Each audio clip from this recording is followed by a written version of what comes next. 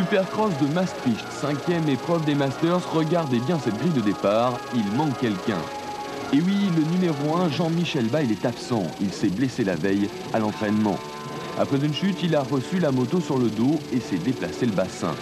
C'est évidemment très douloureux, mais heureusement, Jean-Michel sera remis sur pied dès ce week-end pour l'épreuve de Tokyo. Sans Bayle, les prétendants à la victoire sont Ward Everts, mais aussi Guy Cooper. Cooper qui a dû passer par le super repêchage pour se qualifier. Et ici, l'épreuve de la dernière chance, c'est le super jump. Celui qui fait le plus beau saut décroche sa place en finale. Voici un show très chaud de saut.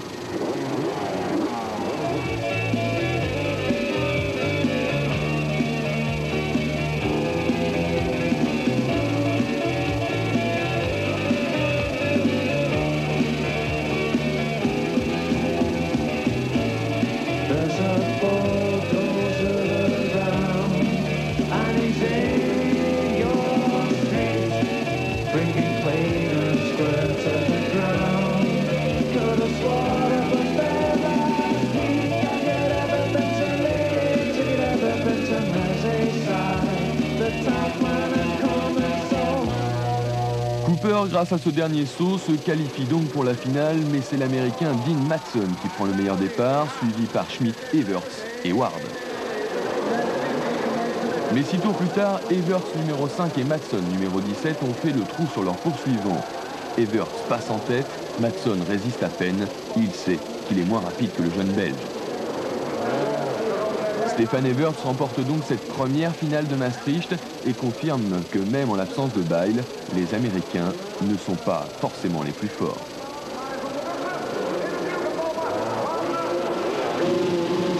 La grande nouveauté de cette semaine en matière de supercross, c'est la décision de la Fédération internationale d'organiser dès l'an prochain un championnat du monde officiel. Devant le succès que connaît cette discipline, il était temps d'y penser. Ce championnat se déroulerait à partir du mois de septembre, porterait sur 6 ou 8 dates, réparties principalement en Europe, plus une, si possible, aux États-Unis. Et c'est bien là que le problème se pose. Comment parvenir à convaincre les pilotes américains de venir rouler dans ce championnat? Giuseppe Longo, organisateur des Masters et conseiller de poids auprès de la fédération, a son idée. Les champions du monde, je crois, il faut avant qu'ils soient pris très sérieusement par les usines. Pour faire ça, je crois qu'il faut que la fédération doit pousser vers les usines pour faire participer tous les pilotes, les Américains et les Européens, protéger les dates dans tout le monde pour interdire dans cette date qui sort d'autres courses. Comme ça, je veux dire, les pilotes ils sont vraiment libres. Je crois qu'avec ces deux choses fondamentales, ils pourront faire les champions du monde de Supercross, les vrais champions du monde. Décision définitive dès le mois de janvier prochain, mais d'ici là, place à la deuxième finale. Cooper chute au premier virage et c'est Larry Ward qui vire en tête, suivi par Voland et Everts. 4 tours plus tard, Ward et Everts se sont détachés et se bagarrent sévèrement le commandement. Everts parvient à passer, mais Ward n'a pas l'intention de le laisser filer.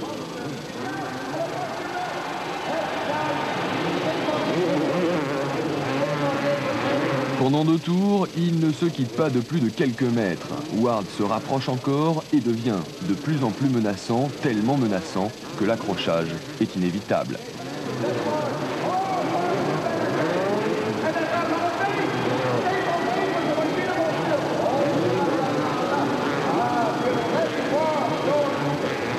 Aucun des deux ne tombe, mais Everts a calé et doit malgré lui laisser partir Ward, qui profite évidemment de l'aubaine pour s'approprier la victoire.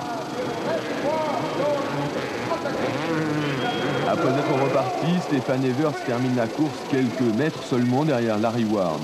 Les deux hommes se retrouvent après l'arrivée, on craint un instant l'incident, mais ces pilotes sont de vrais champions et terminent main dans la main.